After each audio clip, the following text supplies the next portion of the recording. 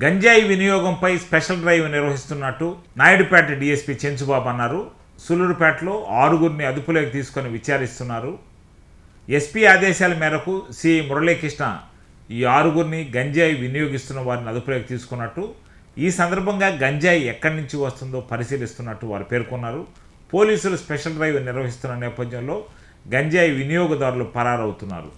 గంజాయి వినియోగంపై special drive నిర్వహిస్తున్నట్టు నాయుడుపేట డీఎస్పీ చెంచుబాబు అన్నారు. సులూరుపేటలో 6గురిని అదుపులోకి తీసుకొని విచారిస్తున్నారు.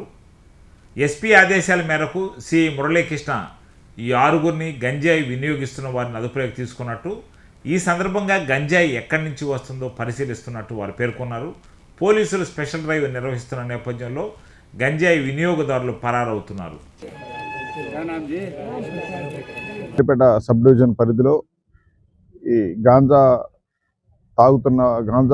కన్జ్యూమ్ చేస్తున్నారు అనే అనుమానం ఉండేటువంటి వ్యక్తులను కొంతమందిని సేకరించి వాళ్ళ మీద ఈ కిట్ తోటి ఎన్డీపీఎస్ కిట్ని దాన్ని ఉండేటువంటి బస్ని జిల్లా ఎస్పీ గారు, కలెక్టర్ గారు వాళ్ళ ఆధ్వర్యంలో ఈ జిల్లాలో వినూత్నంగా కార్యక్రమాన్ని ప్రవేశపెడితే దాంట్లో భాగంగా ఈరోజు నాయుడుపేట సబ్ డివిజన్కి వచ్చింది. దీంట్లో సులూరుపేటలో ఉన్నటువంటి జిల్లా పరిషత్ హై స్కూల్లో ఇలాంటి వాళ్ళందరినీ కొంతమందిని గ్యాదర్ చేసి సులూరుపేట ఎస్ఐ గారు, సిఐ గారు వాళ్ళ ఆధ్వర్యంలో వాళ్ళందరికీ కిట్ల ద్వారా టెస్టులు చేయడం జరుగుతుంది. ఆ కిట్లు వాళ్ళ యొక్క యూరిన్ ఎగ్జామినేషన్ చేయడం ద్వారా కిట్ ద్వారా చేయడం వల్ల అది పాజిటివా నెగిటివ్ అనేది తెలిసింది. గాంజా తాగుంటే గత 2 నెలల్లో ఎప్పుడు తాగినా కానీ అది రిజల్ట్ వస్తుంది. దాన్ని పెట్టుకొని వాళ్ళని ఇంట్రాగేట్ చేయడం జరుగుతుంది. పాజిటివ్ ఎవరైతే వచ్చిందో సో వాళ్ళ అలవాటు గంజా తాగారు అనేది నిర్ధారణ అయితే వాళ్ళు ఎలా తాగారు, ఎవరెవరి దగ్గర నుంచి సంపాదిస్తున్నారు దాని గురించి ఇంట్రాగేషన్ చేయడం జరుగుతుంది.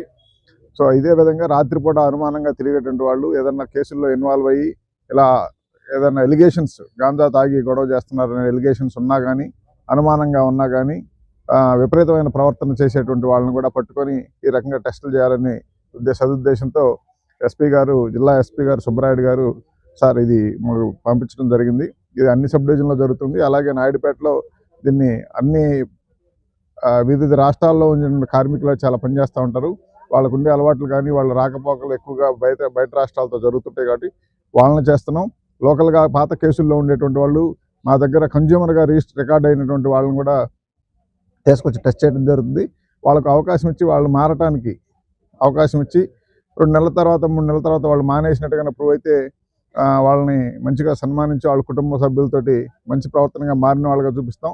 అలా కాకుండా తిరిగి వాళ్ళు అదే విధంగా కంటిన్యూ చేసేటట్టయితే ముందు వాళ్ళ మీద కేసులు పెట్టడం జరుగుతుంది.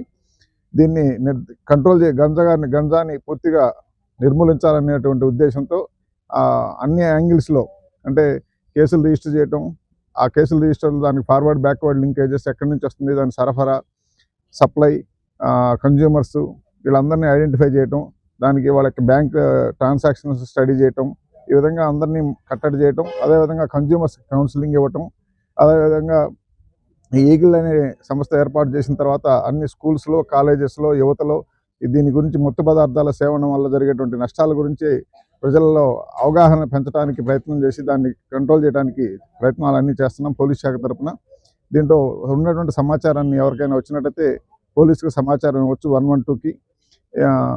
దీన్ని పూర్తిగా నిర్మూలించడంలో ప్రజలందరూ సహకరిస్తారని ఆశిస్తున్నాం. Thank you very much.